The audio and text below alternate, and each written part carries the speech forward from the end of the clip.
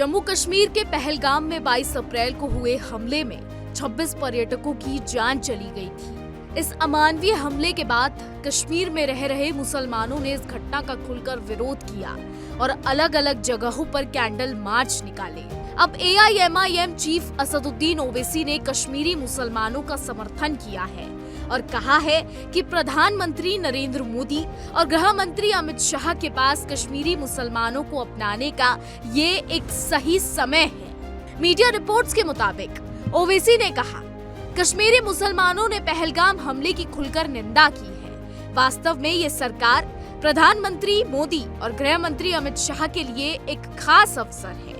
उन्हें इस मौके का सही इस्तेमाल करना चाहिए।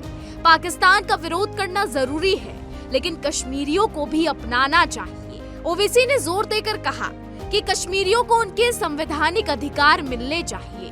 उन्होंने कहा, कश्मीरी छात्र देश के विभिन्न हिस्सों में पढ़ाई करने आते हैं, उन पर किसी भी प्रकार का हमला नहीं होना चाहिए। कई घटनाएं सामने आई हैं जहां इन छात्रों के साथ मारपीट की गई है। हमें इस मौके को गंवाना नहीं चाहिए।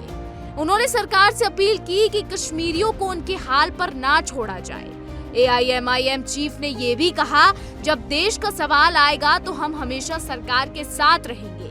हमारी सेना ने बहादुरी का परिचय दिया है, लेकिन सीजफायर की घोषणा प्रधानमंत्री को करनी चाहिए थी। क्या हम ये मान लें कि दहशतगर्द फिर से भारत पर हमला नहीं करेंगे? वो आज भी हमले की तैयारी कर रहे होंगे।